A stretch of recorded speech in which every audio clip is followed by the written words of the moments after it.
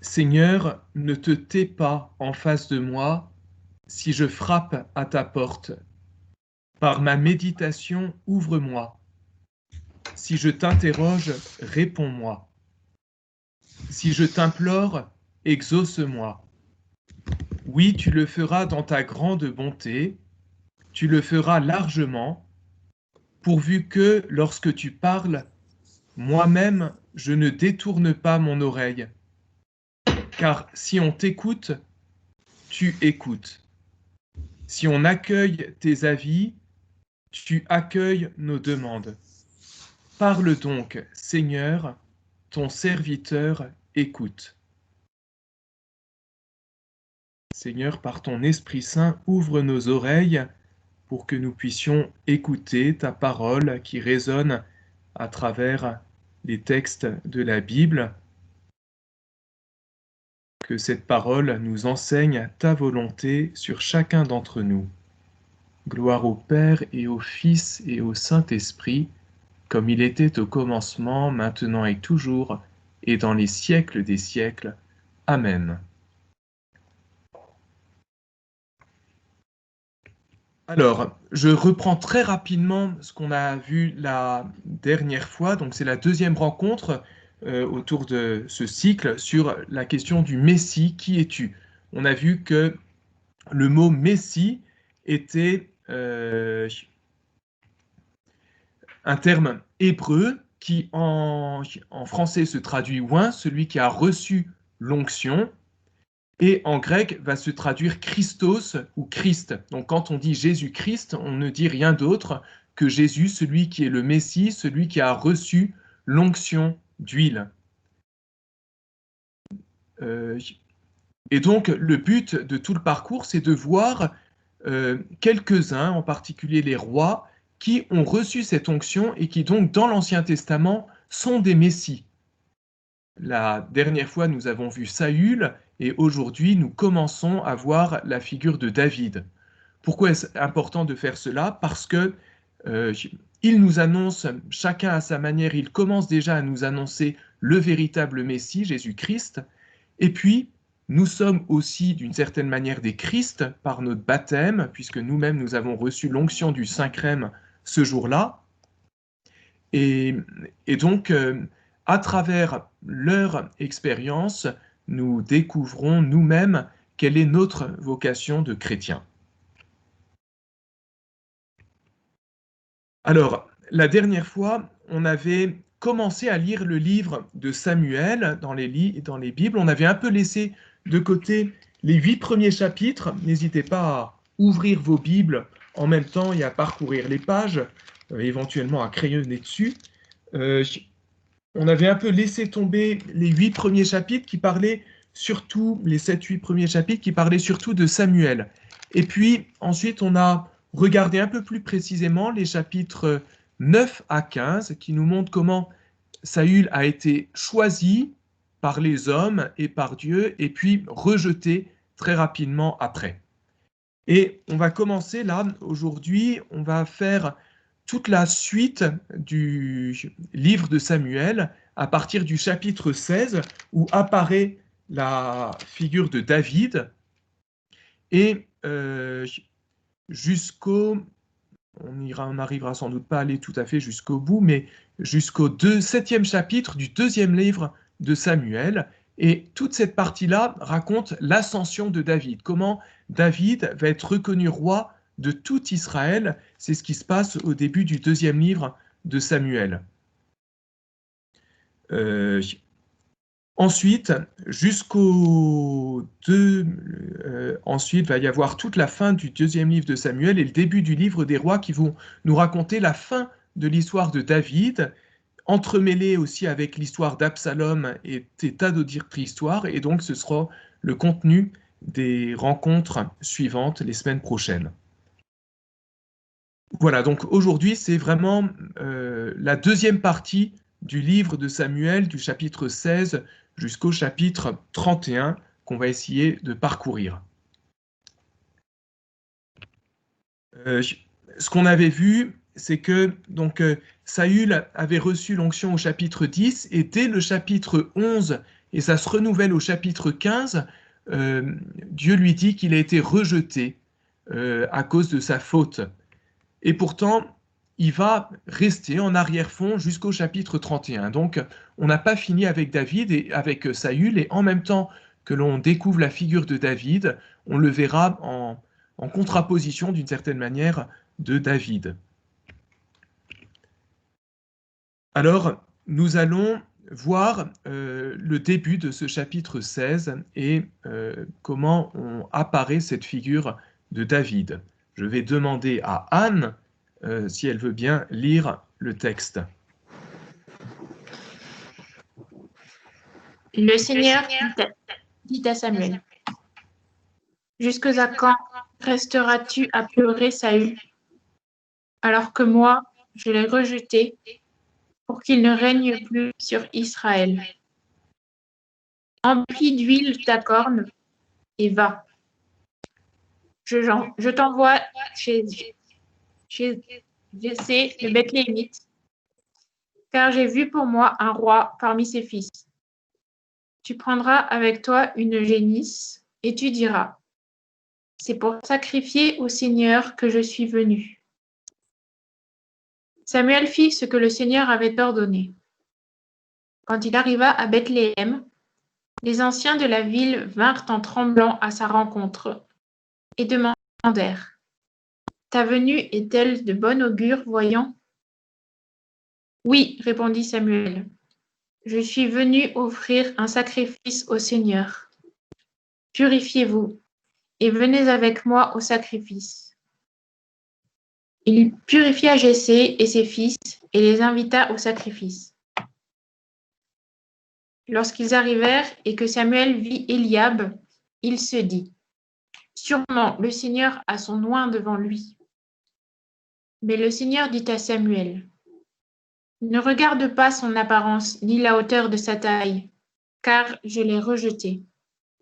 Les vues de Dieu ne sont pas comme les vues de l'homme, car l'homme voit ce qui paraît aux yeux, mais le Seigneur voit au cœur. » Jessé appela Abinadab et le fit passer devant Samuel, qui dit, « Ce n'est pas lui non plus que le Seigneur a choisi. » Jessé fit passer Shamma, mais Samuel dit, « Ce n'est pas lui non plus que le Seigneur a choisi. » Jessé fit ainsi passer ses 7 fils devant Samuel, mais Samuel dit à Jessé, « Le Seigneur n'a choisi aucun de ceux-là. » Il demanda à Jessé, « En est-ce fini avec tes garçons ?»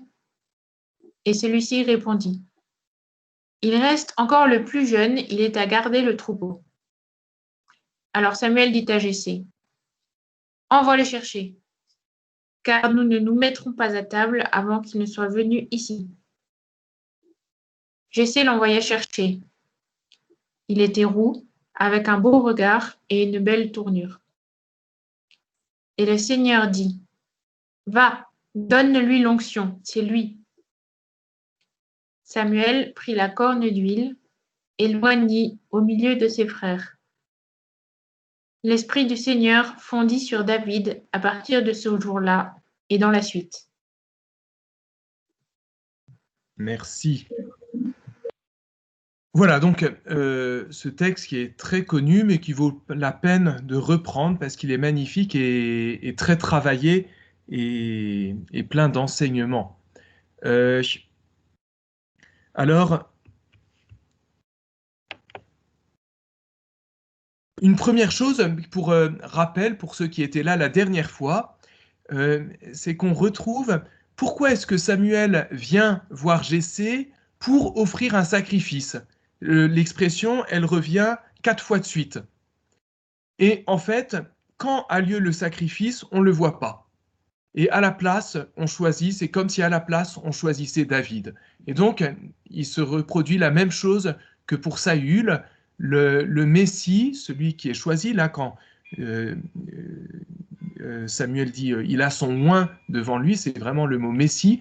Le Messie apparaît comme à la place d'un sacrifice, prenant la place du sacrifice qui doit être fait. Et donc, évidemment, cela annonce Jésus qui est celui qui s'offrira en sacrifice.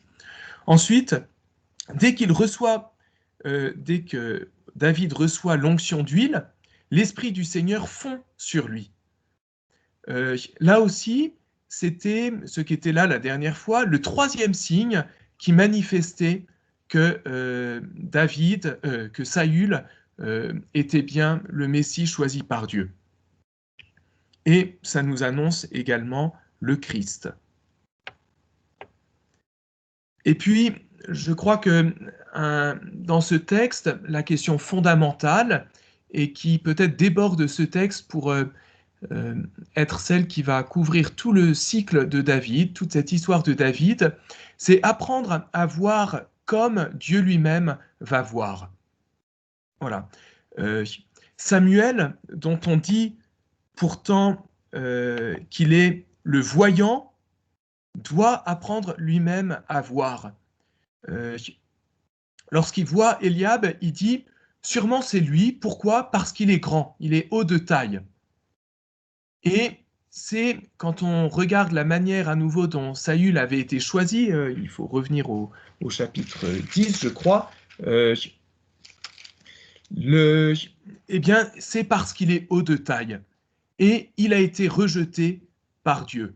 Et donc, de la même manière que Saül, haut de taille, a été rejeté, Eliab, qui est haut de taille, est rejeté par Dieu. C'est pas lui que Dieu va choisir. D'un côté, on avait vraiment Saül qu'on peut considérer comme étant le roi que les hommes se sont choisis. Vous vous rappelez, c'était très ambigu dans les chapitres qu'on a lus la dernière fois. Ce sont les hommes qui réclament un roi, qui réclament un messie, et Dieu finalement va accepter. Mais la proposition ne venait pas directement de Dieu. Et donc, on a un peu les hommes qui ont choisi eux-mêmes le plus costaud, le plus fort, avec des critères humains. Et là, ce nouveau choix va être vraiment celui de Dieu. C'est celui dont on nous avait dit au chapitre 11, il est l'homme selon le cœur de Dieu, et non plus selon le regard des hommes. Voilà. Donc, le prophète lui-même doit apprendre à regarder comme Dieu voit.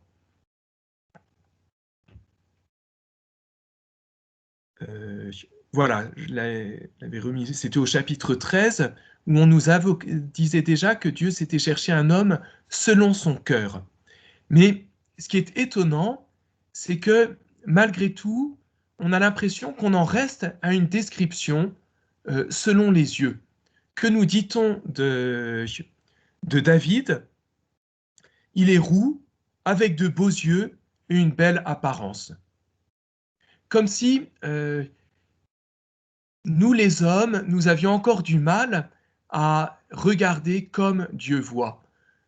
On nous dit c'est celui qui est selon le cœur de Dieu, dont Dieu voit le cœur, mais quand on nous le décrit, ça reste une description assez extérieure, assez humaine. Et je crois que finalement toute notre lecture, c'est apprendre à voir comme Dieu voit, et donc ne pas en rester à l'aspect extérieur de David, ne pas voir dans ce Messie David ce qui peut-être nous plaît, ce qui est humain, sa bravoure, son courage, son intelligence, mais d'apprendre à découvrir plus profondément qu'est-ce qui fait que David est ce Messie selon le cœur de Dieu.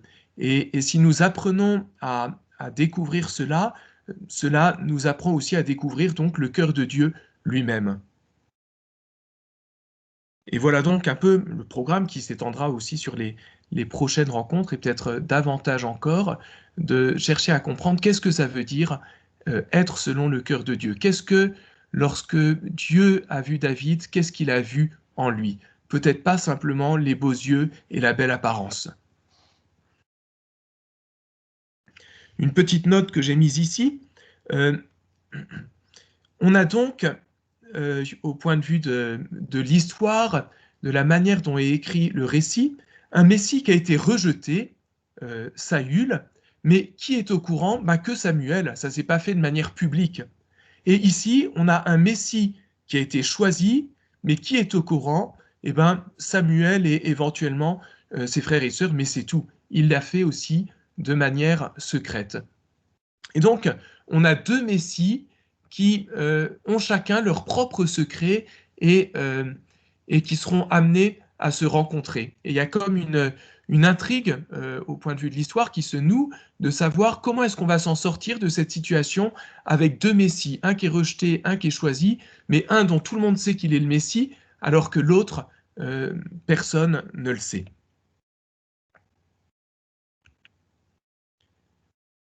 Et donc, il va y avoir ça va être un très lent processus qui donc, comme je le disais, va s'étendre jusqu'au 7e chapitre du 2e livre de Samuel, ou jusqu'au, oui, voilà, ou un peu avant, ou au moins jusqu'au 5e chapitre. Et donc, ça va commencer d'une première manière. L'esprit du Seigneur s'était retiré de Saül, et un mauvais esprit venant du Seigneur lui causait des terreurs. On voit donc qu'il y a comme eu une inversion. L'esprit de Dieu qui vient d'arriver sur David, il s'est retiré de Saül, et à la place, il y a un mauvais esprit s'étant mis. Saül dit à ses serviteurs, « Voyez pour moi un homme qui joue bien la cithare, et amenez-le-moi. » L'un des serviteurs prit la parole et dit, « J'ai vu un fils de Jessé, le Bethléemite. Il sait jouer, et c'est un vaillant, un homme de guerre. Il parle bien, il est beau, et le Seigneur est avec lui. » Saül envoya donc des messagers à Jessé avec cet ordre, « Envoie-moi ton fils David. » Jésus prit un âne. Je vous ai mis entre parenthèses syntaxe difficile parce qu'il y a une manière d'écrire qui est étonnante, pas très juste grammaticale en hébreu. Et donc, ça fait que sur certaines traductions, vous verrez autre chose d'écrit. Il y a, voilà, dans une version de la Bible de Samuel, de Jérusalem, ils ont mis Jésus prit 5 pains. Jésus prit 5 pains. Voilà, mais je crois qu'il faut garder un âne, du pain, une outre de vin, un chevreau, et il envoya tout à Saül par son fils David. David arriva auprès de Saül et se mit à son service. Saül se prit d'une grande affection pour lui, et David devint son écuyer.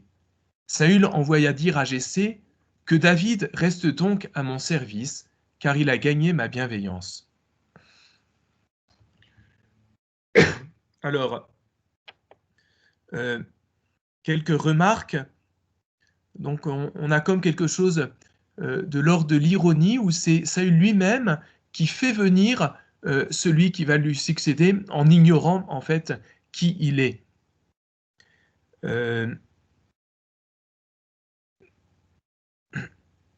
Et puis on a beaucoup, à nouveau, pardon pour ceux qui n'étaient pas là la dernière fois, il fallait être là, beaucoup de parallèles avec la manière dont Saül aussi a été choisi. C'est un serviteur qui permet une rencontre. On avait ça déjà avant. On peut d'ailleurs se demander, il y a la question de voir. Voyez pour moi, et lui répond, j'ai vu. De même que Dieu avait dit, j'ai vu un Messie selon mon cœur. Je vois selon ce qu'il y a dans le cœur. Et là, on est à la limite entre les deux, une description à la fois très extérieure, et puis également ce serviteur, donc ce subalterne, perçoit quelque chose de la vérité de l'être de David. Le Seigneur est avec lui, perçoit quelque chose de l'onction, en quelque sorte. Il est beau de voir que voilà, c'est un serviteur qui découvre cela. Alors, qu'est-ce qui va être amené? Un âne qui rappelle les ânesses perdues de Saül. C'est intéressant de savoir aussi que les 12 tribus ont des animaux qui le représentent. Et l'âne, c'est le symbole alors, de la tribu de Juda. Alors, il y a le lion aussi. J'ai un doute parce que j'ai repris ça. Il faudra que je regarde, que je vérifie. En tout cas, voilà, le Messie va arriver auprès de Saül avec un âne. Et puis ensuite, pain, vin et chevreau, c'était la même chose qui constituait le deuxième signe attestant que Saül avait reçu l'onction.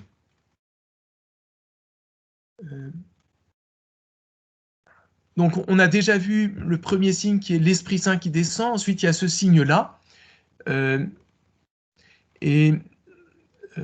Voilà ce qu'on voit aussi quand autant Saül, quand il est oint par le prophète Samuel, Samuel lui dit, il va arriver tout ça. Il lui donne clairement des tas de signes.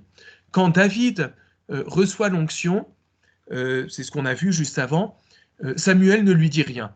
Il n'y a pas d'indication sur la manière dont cela va se réaliser.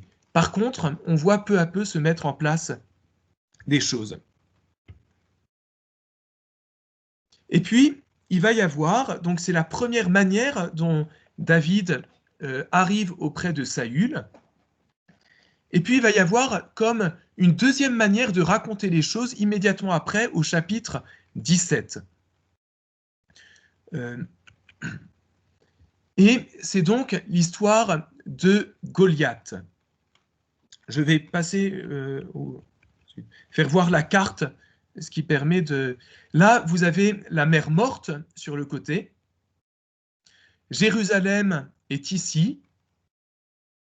Et donc, Bethléem, ça fait 8 km à peu près ici. C'est l'endroit d'où vient David. Donc, David, il est la maison de Bethléem. Ce sera souvent répété au moment de la naissance de Jésus, qui est fils de David. Et en fait, on n'est pas bien loin.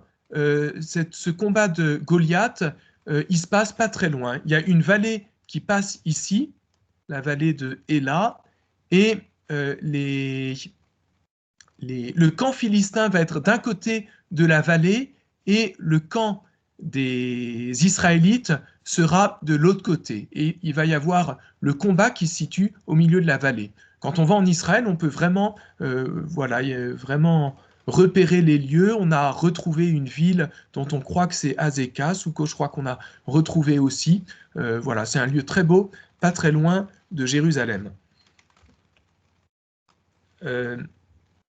Alors, un champion sorti des rangs philistins. Il s'appelait Goliath de Gath, et sa taille était de 6 coudées et 1 empan, autrement dit un géant. Choisissez-vous un homme et qu'il descende vers moi. S'il l'emporte en luttant avec moi et s'il m'abat, alors nous serons vos serviteurs. Si je l'emporte sur lui et si je l'abats, alors vous deviendrez nos serviteurs, vous nous serez asservis.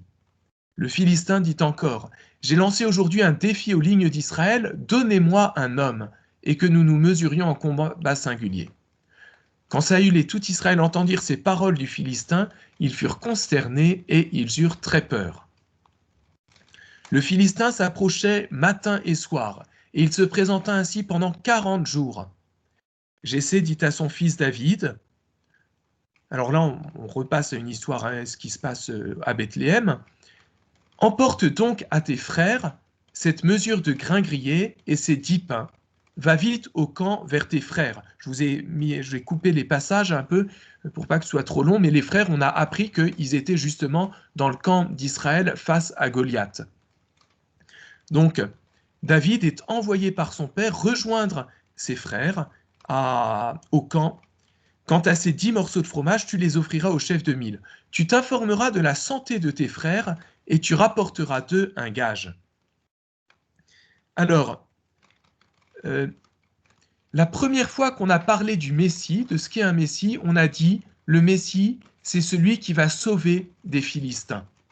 Et donc, quand apparaît ce Philistin, on se dit qu'il y a comme l'occasion pour David à nouveau de manifester qu'il est le nouveau Messie. Il y a ce choisissez-vous un homme, et donc il y a à nouveau cette question du choix. Qui va-t-on choisir pour nous sauver?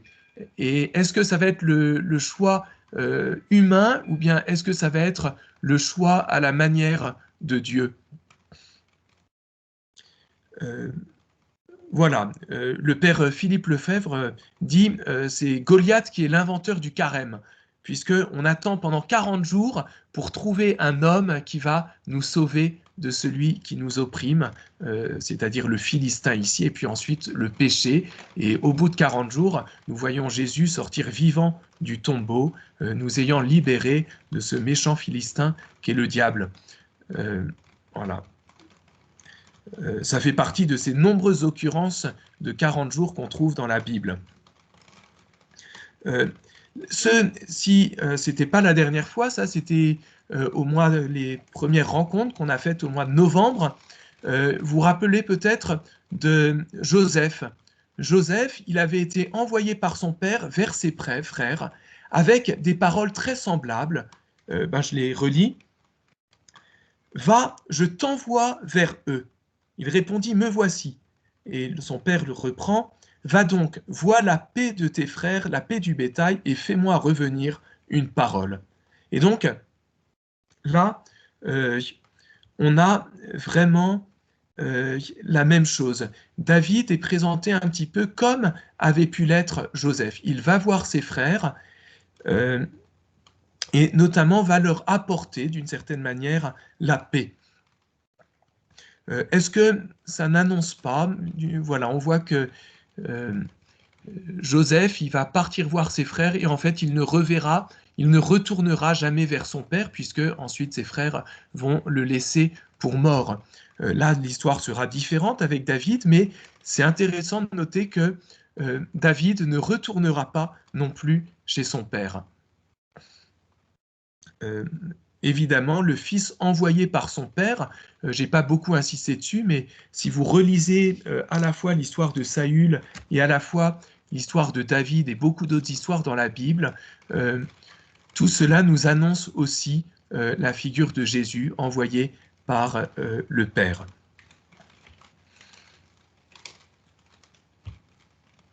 Alors la carte que nous avons vue. Alors donc, David arrive au camp, et puis il passe et il entend. Les gens d'Israël dire, « Avez-vous vu cet homme qui monte? C'est pour lancer un défi à Israël qu'il monte.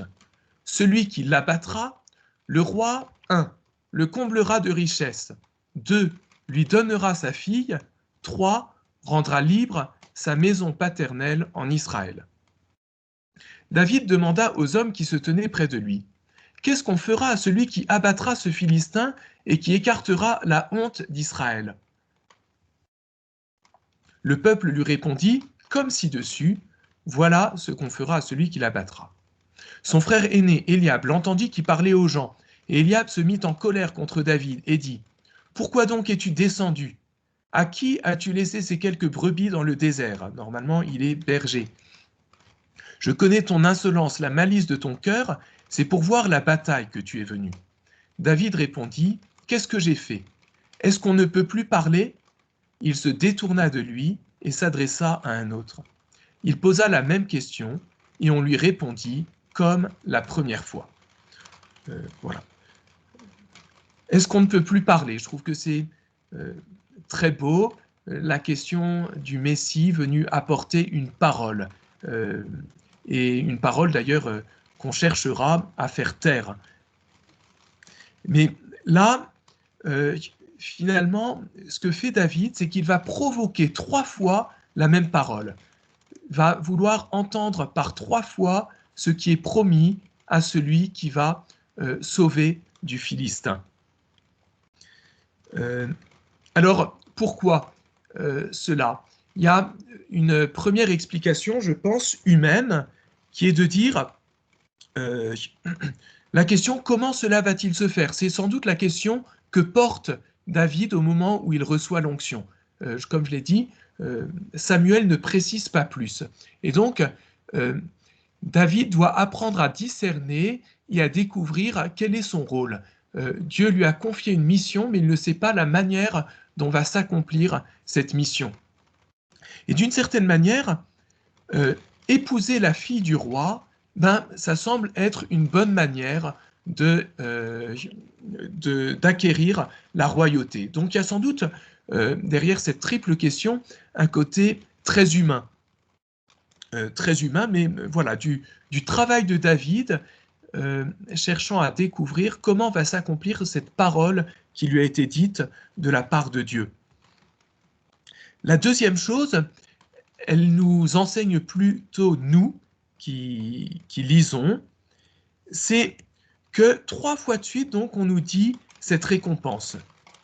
Et qu'est-ce qui va se passer une fois que David aura tué Saül, Goliath? Eh bien, Saül ne donnera pas cette récompense.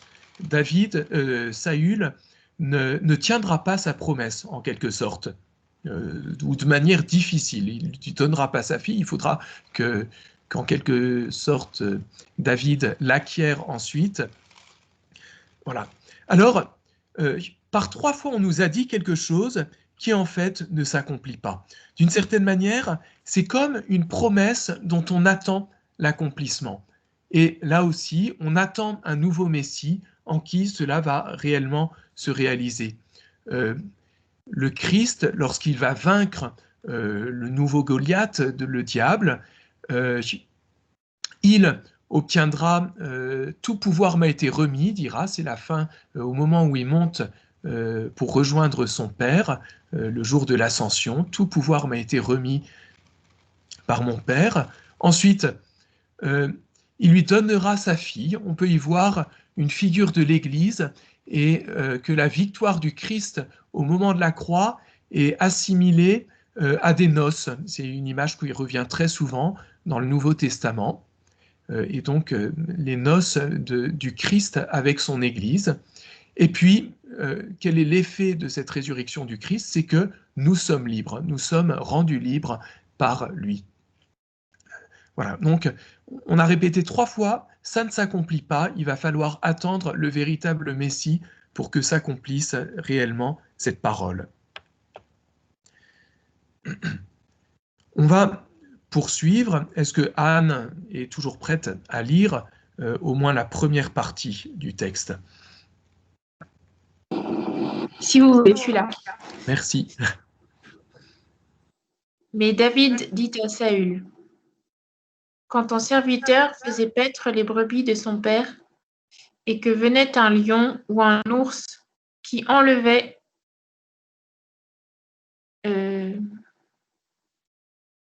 Une brebis du troupeau. Oui, pardon. Attendez. Ah, je vais poursuivre sinon. Oui. Je le poursuivais, je le frappais, et j'arrachais celle-ci de sa gueule.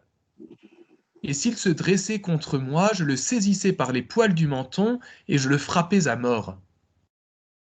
Ton serviteur a battu le lion et l'ours. Il en sera de ce Philistin incirconcis comme de l'un d'eux, puisqu'il a défié les troupes du Dieu vivant.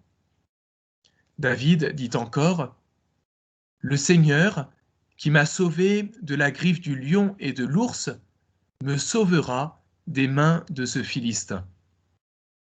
Alors, Saül dit à David, va et que le Seigneur soit avec toi. S'ensuit un petit passage très drôle. Saül revêt David de sa tenue militaire, de tout ce qu'il faut. Et puis David essaye de marcher, j'aime beaucoup m'imaginer la scène, et il n'y arrive pas du tout, donc il dit, je ne puis pas marcher avec cela, je ne suis pas entraîné, et voilà qu'on va tout lui enlever. Et donc, d'une certaine manière, je le pense en le disant, il va aller au combat en étant dépouillé de ses vêtements. C'est aussi ce qui arrivera au Christ, dont on le défait de ses vêtements avant de le mettre en croix.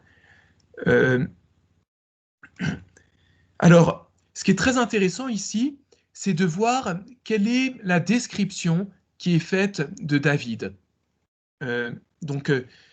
Saül a entendu parler de David, il le fait venir, et on demande, mais en fait, qui es-tu et pourquoi te proposes-tu pour aller combattre Goliath? Est-ce que c'est bien toi qu'on peut choisir pour sauver le peuple?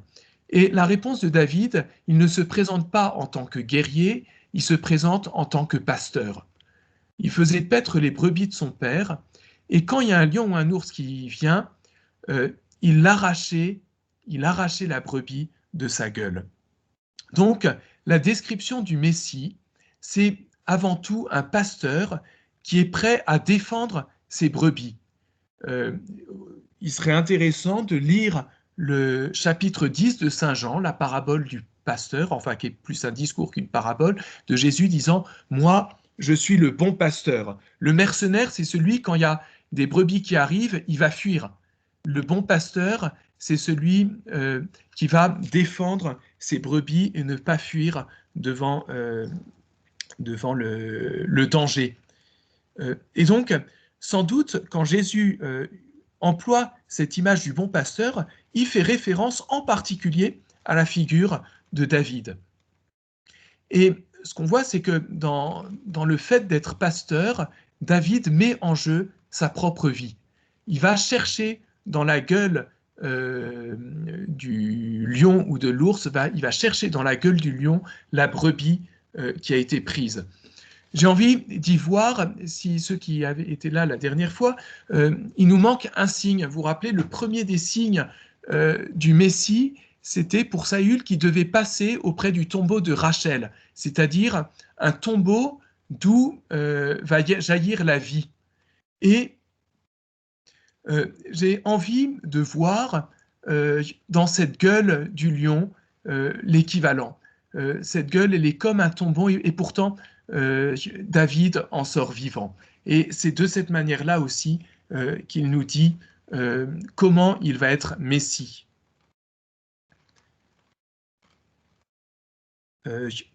Et puis, voilà, donc David n'a pas peur. On disait, c'était l'image d'avant, où on avait vu que tout le monde tremblait. C'était encore, je ne sais plus où c'était, mais tous les hommes, Goliath demande un homme, mais en fait tous les hommes sont tremblants devant Goliath. Et David, lui, n'a pas peur. D'où vient sa confiance? De cette expérience qu'il a faite, que Dieu l'a sauvé quand il y avait un lion ou un ours. Et donc, ce que Dieu a accompli de manière quotidienne, on pourrait dire, dans ce qui est son travail de pasteur, il ne doute pas que Dieu l'accomplira pour cette œuvre plus grande encore, qui consiste à sauver tout un peuple. Et donc, d'un point de vue spirituel, il est intéressant de voir que l'origine de la foi de David, c'est sa mémoire spirituelle. David a une pleine confiance en Dieu parce qu'il a déjà vu, observé Dieu agir dans sa propre vie. Et donc, voilà, il en est sans doute la même chose pour nous, c'est en particulier une grande insistance dans la spiritualité jésuite, faire grandir notre foi en découvrant comment Dieu a été présent déjà dans toute notre expérience passée, et comment, puisqu'il ne m'a jamais abandonné jusqu'à présent, il n'y a pas de raison non plus qu'il m'abandonne après. Voilà, je vais passer, je vous invite à relire, j'ai coupé un peu, mais il y a vraiment cette insistance, il n'y avait pas d'épée entre les mains de David. David le fait à la fronde et sans armes, ce n'est pas avec les armes qu'il délivre du Philistin. Voilà, donc David a fait mourir Goliath, et alors on le fait venir devant Saül, et il y a un petit dialogue, et puis ensuite on nous dit, l'âme de Jonathan, Jonathan c'est le fils de Saül, s'attacha à l'âme de David, et Jonathan se mit à l'aimer comme lui-même.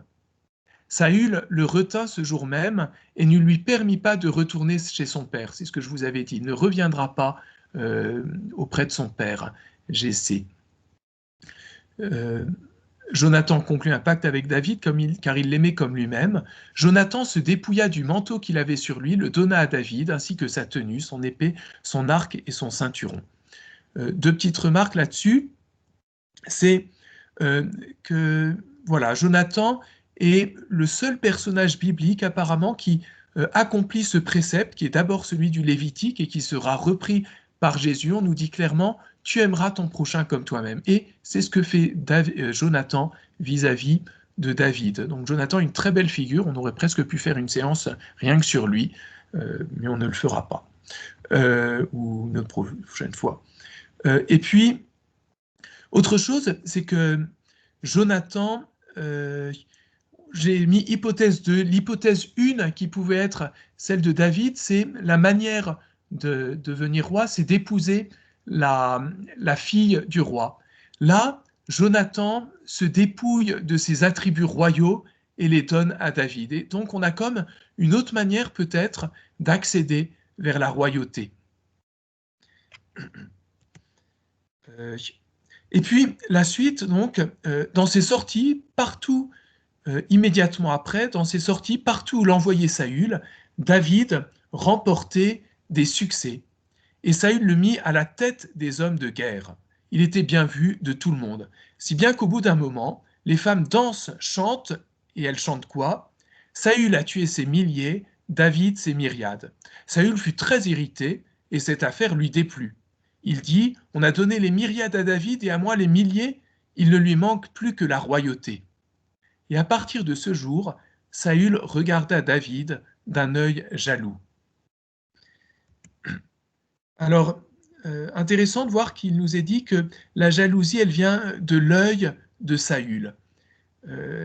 On est dans le contraire de ce regard selon Dieu, dans lequel on est invité à entrer. Saül, c'est celui qui n'est pas capable de se réjouir du succès de l'autre. Saül est dans la comparaison, alors il n'y a pas que lui, c'est poussé par la comparaison des femmes, mais en tout cas il se laisse enfermer dans cette comparaison. Et de là vient sa jalousie. On peut penser, voilà, il y aurait des tas de passages bibliques, mais il y a en particulier celui d'Abel et Caïn. Le Seigneur dit à Caïn, « Pourquoi es-tu irrité? Pourquoi ton visage est-il abattu? Si tu es bien disposé, ne relèveras-tu pas la tête? Mais si tu n'es pas bien disposé, le péché n'est-il pas à la porte, une bête tapie? Que va faire Caïn peu de temps après? Il n'écoute pas le Seigneur, il va tuer son frère Abel. Et qu'est-ce qu'on voit juste après? C'est que Saül va chercher à tuer David. Alors, je vais faire un rapide résumé. On va essayer de ce qui se passe ensuite. Avec en bleu, je vous ai mis les chapitres. Vous pouvez tourner en même temps, regarder un petit peu dans vos Bibles. Donc, immédiatement après, David joue de la musique pour Saül, et puis Saül est à nouveau pris par son mauvais esprit et va chercher à clouer David avec sa lance. Voilà, le Messie que l'on cherche à clouer avec une lance. Et ça ne va pas se produire une fois, ça va se produire 2 fois de suite. Et 2 fois, David va échapper. Si je reprends toujours le père Philippe Lefebvre, il dit « Le Messie, c'est quelqu'un qui ne cesse pas d'échapper à la mort ». Très souvent, c'est la première description qui nous est faite de David, il est celui qui, face au lion, a réussi à échapper à la mort grâce à l'action de Dieu. Et bien là, de nouveau, 2 fois de suite, David, on cherche à le tuer et il va échapper à la mort. Si vous vous rappelez Luc 4, la première prédication de Jésus à Nazareth, les hommes, suite à cette prédication, cherchent à le tuer et on nous dit Jésus s'en va et poursuit son chemin. Dieu le protège parce qu'il a un chemin, une mission à accomplir avant sa mort. Voilà, donc 2 fois ça commence à bien faire et donc David va fuir. Ça se passait sans doute au camp qui se trouve, je ne sais plus trop, à peu près là, là où a eu lieu le combat avec les Philistins.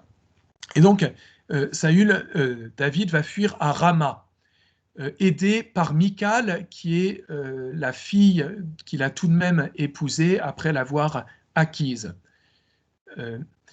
Et puis, à Rama, il est en danger, et donc, il va fuir une nouvelle fois, aidé cette fois par Jonathan, le fils de Saül. Et il va aller d'abord à Nob,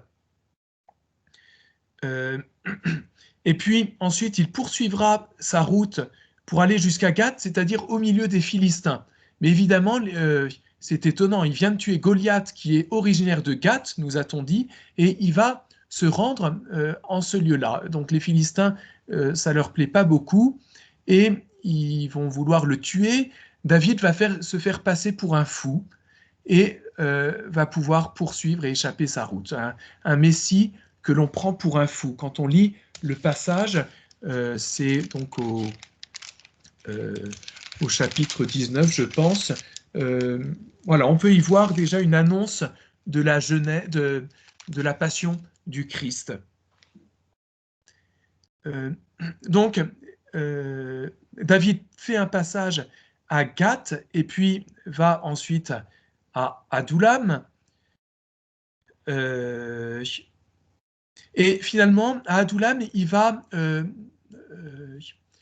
récupérer autour de lui, nous dit-on, 300 hommes, un peu n'importe qui, et finalement, David va devenir un chef de bande. Et que va-t-il faire? Il va commencer à mener une vie errante à travers tout le territoire et même au-delà, accompagné de toute cette troupe, ce ramassis de gens. On parle même d'un ramassis, il me semble, à un endroit.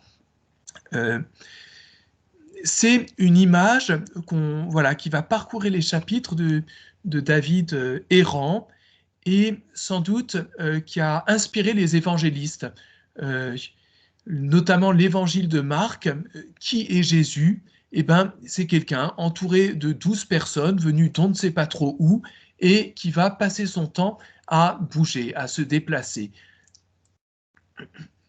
Et donc, de cette manière-là, il annonce aussi le Messie qui ne commence pas d'une manière royale en trônant, mais qui va commencer son règne de manière itinérante. Il va donc poursuivre sa route, il va aller un peu en Transjordanie, et puis finalement, sur ordre du prophète Gad, il va revenir en terre promise. Il va aller à Keïla, et là, à Keïla, il y a les Philistins qui ont attaqué la ville. David se demande ce qu'il doit faire, et Dieu va lui dire d'aller sauver la ville des Philistins. Et donc, de nouveau, David va vaincre les Philistins à Keïla. Mais à peine l'a-t-il fait qu'il est toujours poursuivi par Saül qui veut sa mort. Les habitants de Keïla vont choisir de livrer, ou au moins prévoient de livrer David à Saül. Et donc, il va devoir fuir de Keïla. Il va aller ensuite à Orcha, mais je ne sais plus où est Orcha, je ne sais pas si c'est indiqué là, mais on nous dit que, et je cite, les habitants de Orcha sont prêts à livrer David. Voilà. Donc là aussi, le Messie, c'est celui qui va être livré par son propre peuple, y compris par ceux qu'il est venu sauver.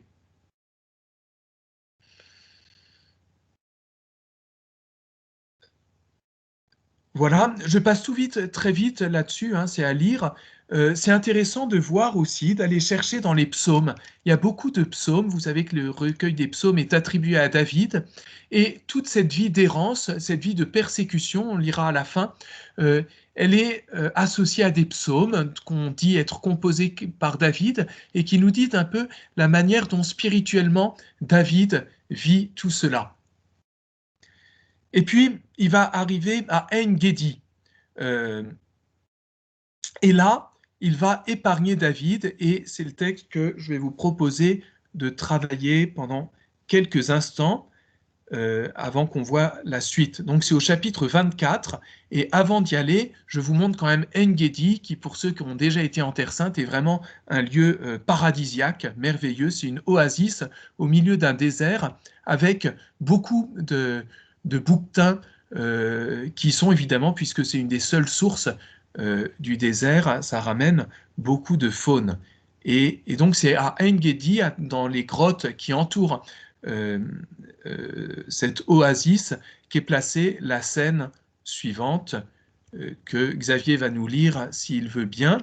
Donc le principe, comme d'habitude, c'est qu'elle va être lue et je vous invite on va garder quelques instants de silence pour que chacun puisse réfléchir et autour de ces questions. Pourquoi David va-t-il refuser de porter la main sur Saül? Quelle place donne-t-il à Dieu? En quoi compte-t-il sur Dieu? Si vous avez le temps d'aller voir dans vos Bibles le chapitre 26, qui ressemble beaucoup, verset 14, comment le comprendre, et puis voir les choses du côté de Saül. Xavier, nous t'écoutons. Alors Saül prit 3000 hommes choisis dans tout Israël et partit à la recherche de David et de ses gens à l'est des rocs des Bouquetins. Il arriva au parc à brebis, qui sont près du chemin. Il y a là une grotte où Saül entra pour se couvrir les pieds. Or, David et ses gens étaient assis au fond de la grotte, et les gens de David lui dirent: Voici le jour où le Seigneur te dit: C'est moi qui livre ton ennemi entre tes mains, traite-le comme il te plaît. David se leva et coupa furtivement le pan du manteau de Saül. Après quoi, le cœur lui battit d'avoir coupé le pan du manteau de Saül. Il dit à ses hommes: Le Seigneur me garde d'agir ainsi à l'égard de mon Seigneur, de porter la main sur lui, car il est loin de Dieu. David coupa la parole à ses hommes et ne leur permit pas de se jeter sur Saül. Celui-ci quitta la grotte et alla son chemin. David se leva ensuite, sortit de la grotte et lui cria: Mon Seigneur le roi. Saül regarda derrière lui, et David s'inclina jusqu'à terre et se prosterna. Puis David dit à Saül: Pourquoi écoutes-tu les gens qui disent: Voici que David cherche ton malheur? En ce jour même, tes yeux ont vu comment le Seigneur t'avait livré aujourd'hui entre mes mains dans la grotte. Mais j'ai refusé de te tuer, je t'ai épargné et j'ai dit: Je ne porterai pas la main sur mon Seigneur, car il est loin du Seigneur. Ô mon Père, vois donc le pan de ton manteau dans ma main. Puisque j'ai pu couper le pan de ton manteau, et que je ne t'ai pas tué, reconnais clairement qu'il n'y a chez moi ni méchanceté ni crime. Je n'ai pas péché contre toi, alors que toi, tu tends des embûches à ma vie pour me l'enlever. Que le Seigneur soit juge entre moi et toi. Que le Seigneur me venge de toi, mais ma main ne te touchera pas. Comme dit l'ancien proverbe, des méchants sort la méchanceté, et ma main ne te touchera pas. Que le Seigneur soit l'arbitre, qu'il juge entre moi et toi, qu'il examine et défende ma cause, et qu'il me rende justice en me délivrant de ta main.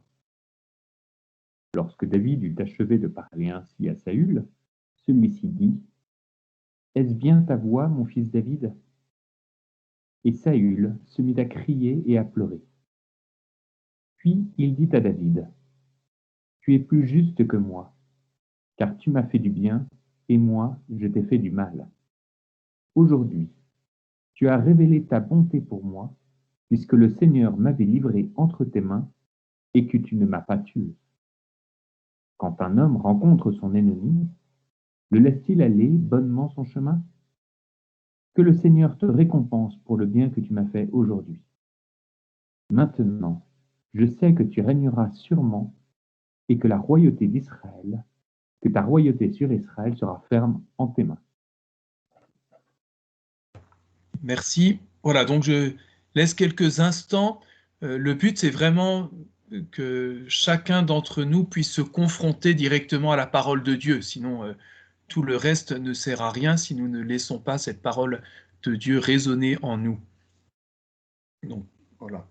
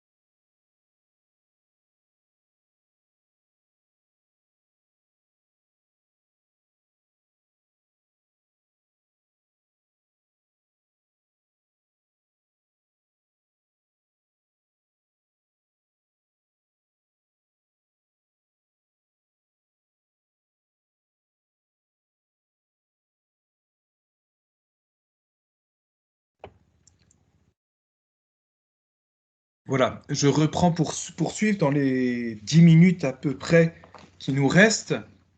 On va essayer de regarder donc, en gros, je ne sais pas le fruit de vos réflexions, ce qu'il y a, l'enjeu derrière ce texte. Euh, une petite remarque, au début, on voit la disproportion, Saül 3000 hommes et David avec ses 300. Et je me dis, on est un petit peu comme à nouveau David sans rien face à celui qui est surarmé en face. On a un peu un renouvellement de David face à Goliath. Et comment cela va-t-il se passer? Et Dieu va faire retourner les choses finalement. Donc pour se couvrir les pieds, j'imagine que vous avez compris, c'est un euphémisme qu'on utilise dans la Bible pour les besoins naturels de Saül.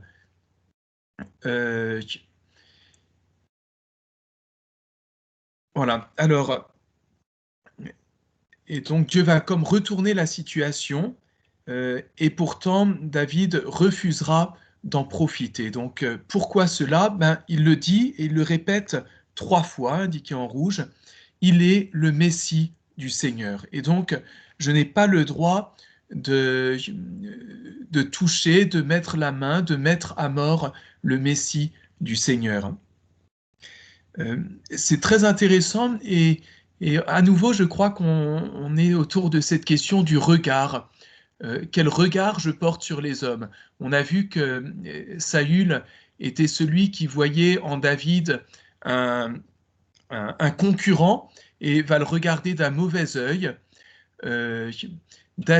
Saül est clairement son ennemi, mais David est capable de voir derrière cet ennemi, celui qui est toujours choisi par Dieu. Voilà. Et donc, à 7 reprises, entre chapitre 24 et chapitre 26, on va revoir pourquoi, il y a aussi le chapitre 26 qu'on ajoute, donc 7 c'est le chiffre parfait, à 7 reprises, David affirme « Il est le Messie de Dieu ». Voilà, donc la tentation pour David, ce serait de ne plus voir cela.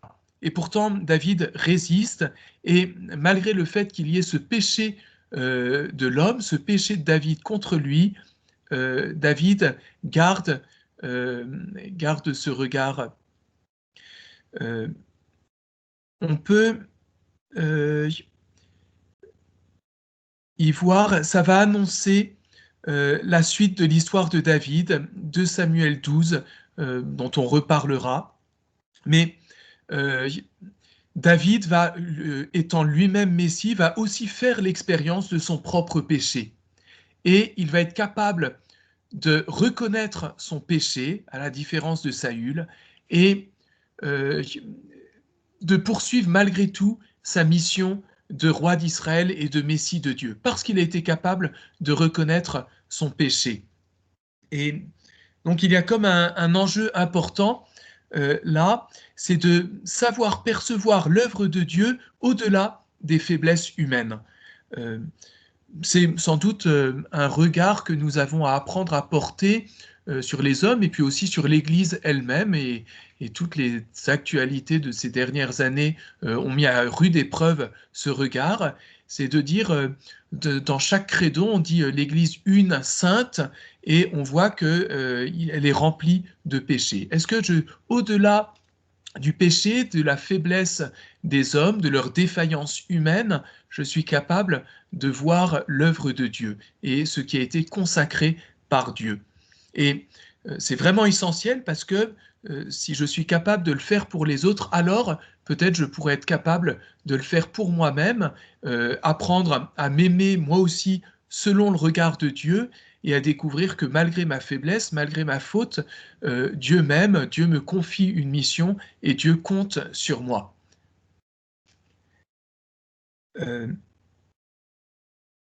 Voilà. Alors, je reviens un petit peu sur chapitre 26, il faudra vraiment que vous le lisiez comme tout le reste. Il se passe à nouveau la même chose. C'est étonnant.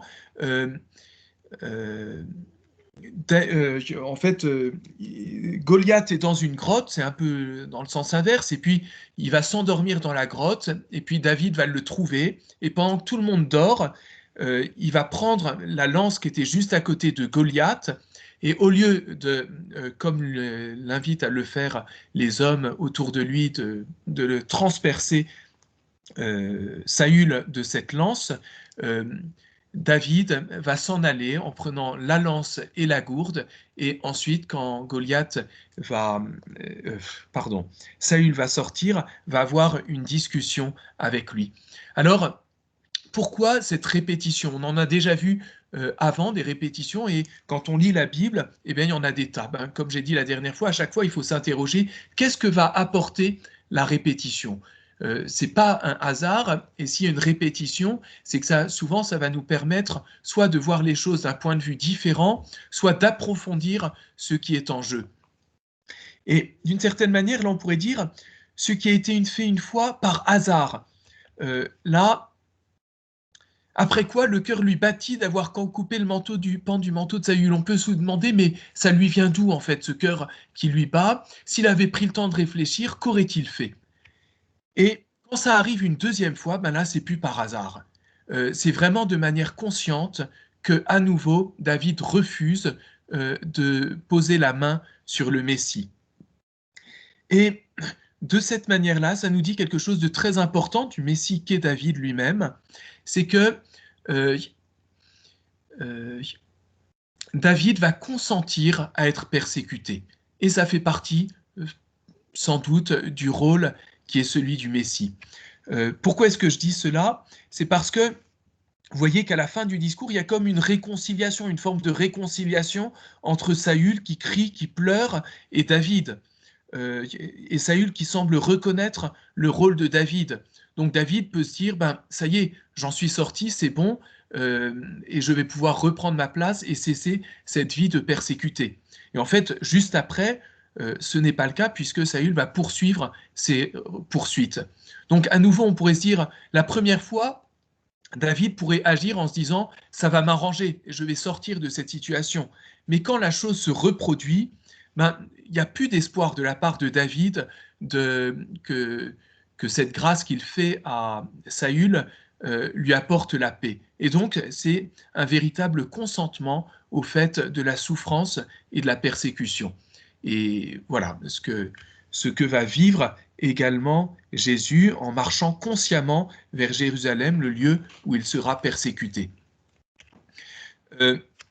Voilà, donc là j'ai repris, c'est intéressant de voir la succession de ces trois chapitres, 24 qu'on a lus, 25 et 26, parce que 3 fois, David va être tenté par la violence, et 3 fois, il va renoncer.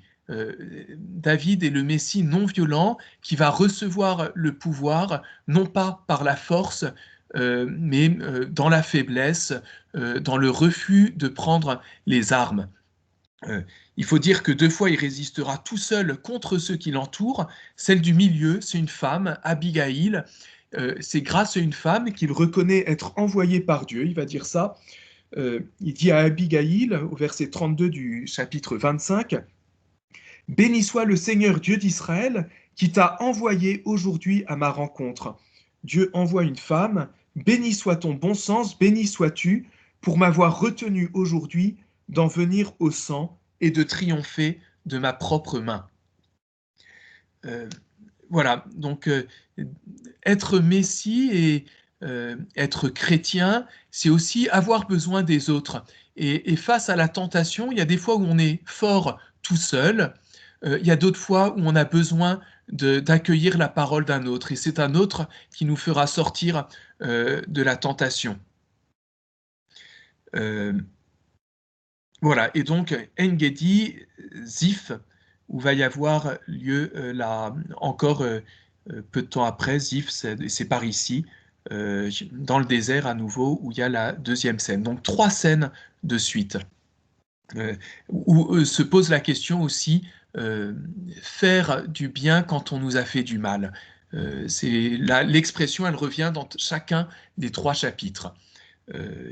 Et voilà. Est-ce que face au mal qui est fait, je vais rentrer dans le mal, ou bien est-ce que le mal qui m'est fait va me faire choisir l'autre voie qui est de faire surabonder le bien, de faire surabonder l'amour. Là où le péché a abondé, la grâce a surabondé, dira saint Paul. Et bien, c'est vraiment une œuvre messianique, c'est vraiment l'œuvre du Christ, de celui qui a reçu l'Esprit. Je poursuis. Voilà. À quelle conversion est appelé Saül? On sent qu'il y a quelque chose d'important qui se joue dans ce passage. Et finalement, c'est le moment de la révélation dont je vous avais dit. On a deux messies, un rejeté, l'autre qui est présent, mais dont on ne sait pas forcément bien qui c'est. Et là, enfin, Saül reconnaît en David le Messie d'une manière presque officielle. Il dit à David, « Tu es plus juste que moi ». Et l'annonce de la destitution qu'on avait lue la fois dernière, c'est Samuel qui avait dit à Saül, « Le Seigneur t'a arraché la royauté sur Israël et l'a donnée à ton voisin qui est meilleur que toi. » Et donc, il y a quelque chose de très beau, c'est que dans ce passage, Saül va être capable de reconnaître en David le Messie et quelqu'un qui est meilleur que lui. Et donc, c'est comme ce passage, une grâce, on peut le lire vraiment comme une grâce donnée par Dieu à Saül pour se convertir. Lorsque nous nous enfermons dans le péché, sans aucun doute, Dieu envoie toujours de manière différente des occasions de nous repentir, des occasions de changer de voie. Malheureusement, comme je le disais, ce sera de courte durée. Une petite réflexion aussi, toujours sur cette question du rejet de Saül et de ce que nous en dit David, c'est que Saül, certes, a été rejeté et pourtant, il est vraiment resté le Messie. De même que lorsque je suis baptisé, on parle d'un sacrement et indélébile. On ne peut pas enlever le sceau de l'onction de l'Esprit Saint que j'ai reçu le jour de mon baptême. Et pourtant, malgré ce sceau qui demeure, Saül a été rejeté et donc il est invité d'une certaine manière à laisser sa place à celui qui a été choisi après lui. Et je crois qu'il y a là aussi un enjeu pour chacun d'entre nous. Est-ce que lorsqu'une mission m'est confiée, je suis capable aussi d'accepter à un moment qu'elle me soit reprise? Finalement, c'est ce qui se passe avec Saül. La mission de roi, elle est liée à l'obéissance de la parole de Dieu et elle n'est peut-être pas quelque chose de permanent qui est donné. Et il y a un moment où il faut laisser la place à celui qui va suivre. Et ça, Saül le refuse et c'est ce qui va l'enfermer dans son péché et va l'amener à être un meurtrier, au moins en puissance, puisqu'il cherche à se débarrasser de David. On aurait pu imaginer un Saül rester dans l'humilité, qui va être capable de laisser le pouvoir à David, choisi par Dieu, et lui poursuivre sa route, poursuivre sa mission d'onction, mais sous une autre manière que celle du pouvoir qui lui avait été donné. Pourquoi je souligne cela? Parce qu'on va faire déjà et puis je crois que après c'est fini pour pas. Mais un lien avec la manière dont David va réagir, parce qu'en fait, c'est une grande question dans la Bible, et puis humainement aussi, la succession. On sait que c'est jamais facile quand quelqu'un doit succéder à quelqu'un d'autre, de faire le passage de l'un à l'autre. Et on voit qu'au moment de David, ça va se passer d'une manière différente. Alors certes, David est déjà âgé, mais ça va être au début du livre des rois, premier livre des rois, chapitre 2, chapitre 1, pardon, voilà. Je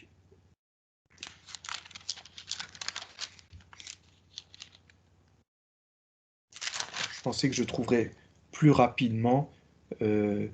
C'est pas grave. Je reprends pas exactement les mots, mais ce que dit David, parlant de Salomon, il dit aujourd'hui, dès aujourd'hui, alors qu'il est encore vivant, il dit, dès aujourd'hui, Salomon va s'asseoir sur mon trône et régner à ma place, car c'est lui que j'ai institué comme chef sur Israël et sur Juda. Et donc, David étant encore roi, encore vivant, il va dire aujourd'hui, c'est à Salomon de prendre la place. Et donc, il est capable de se retirer avant même sa mort pour laisser la place à un autre qui va être le Messie suivant. Et on voit que Saül n'est pas capable de cela. Et nous, point d'interrogation. Voilà, je reviens sur la fin du livre et puis simplement à travers cette carte avant de terminer par la prière. Donc, David a continué, il se trouve ici la deuxième fois qu'il va épargner Saül, et puis à nouveau il va aller chez les Philistins, et cette fois, comme ça a fait pas mal de bruit quand même, la rivalité entre les deux, les Philistins se disent vraiment il est devenu ennemi de Saül, et donc on peut l'accueillir. Donc David va habiter au milieu de ses ennemis, et au chapitre 30, quelque chose d'intéressant, c'est que il va habiter dans la ville de Ziklag que lui donnent les Philistins. Donc, en fait, à l'époque, le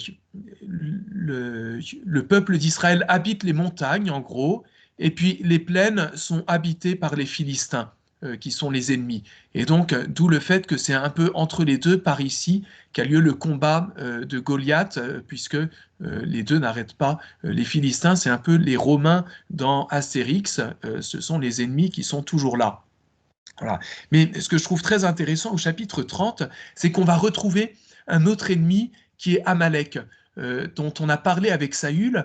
Saül, c'est celui qui n'a pas fait l'anathème contre Amalek, à la différence de Moïse. Euh, et, euh, et qui donc n'a pas accompli la mission pour laquelle il avait été choisi. Et donc là où Saül avait échoué, au chapitre 15 du premier livre, David va réussir. Et donc il y a une opposition entre les deux. Et autre opposition, c'est que on présente en parallèle les deux guerres. D'un côté, au chapitre 30, David va être vainqueur d'Amalek et donc à nouveau se montrer comme le Messie véritable qui écoute la parole de Dieu, alors qu'au même moment, Saül est vaincu par les Philistins alors qu'il est le Messie choisi pour sauver des Philistins.